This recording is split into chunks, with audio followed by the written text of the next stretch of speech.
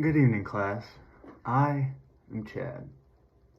Why did I decide to pursue a master's degree in counseling? As I think to formulate my answer to this, my mind reaches back as far as I can remember. There are numerous threads that run throughout my life that have brought me to this point. I won't go too far back though. I'll begin about 6 years ago. At that time, I had been practicing my trade, a low voltage electrician, for about 5 years. And it started to occur to me that this is not something that I want to do forever. And while I am grateful for my wages and I'm pleased that I have a skill in which I can earn a living, I realized that working in that capacity was not my purpose. It's not what God created me to do. So I began to search within to discover what my purpose was. And during that search, I found 3 truths about myself. First, I love interacting with others.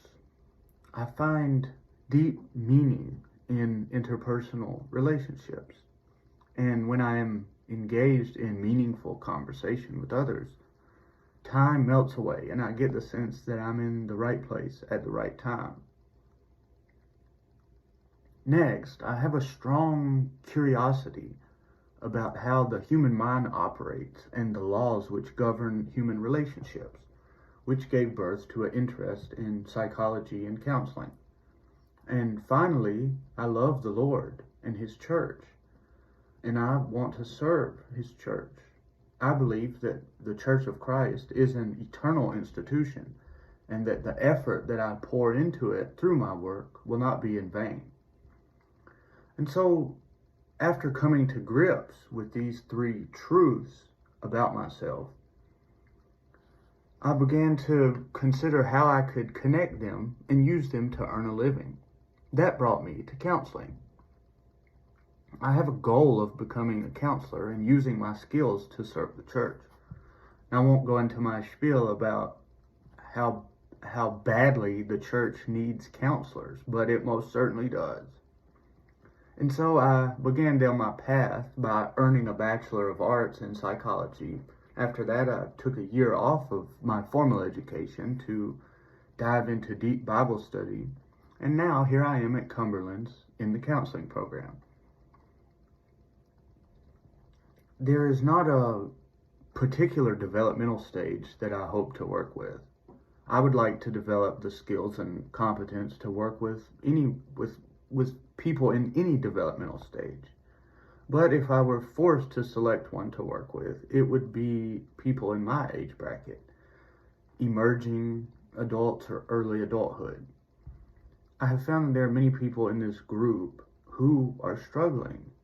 It seems like my generation has numerous problems and issues to overcome, whether it be with finances, family issues, diet and exercise, employment problems, or mental health.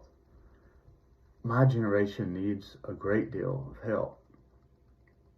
I hear many of my peers speaking about how they want to lose weight or eat better, how they want to save money or go back to school. They want to increase their faith. They want to mend their relationships with their parents or stabilize their mental health. Yet they are finding great difficulty in making these goals a reality. I have certainly faced my fair share of struggles in my life, and I certainly don't claim to have it all figured out. But I have faced many of these issues and succeeded in them. I'm happy with my fitness level and my diet.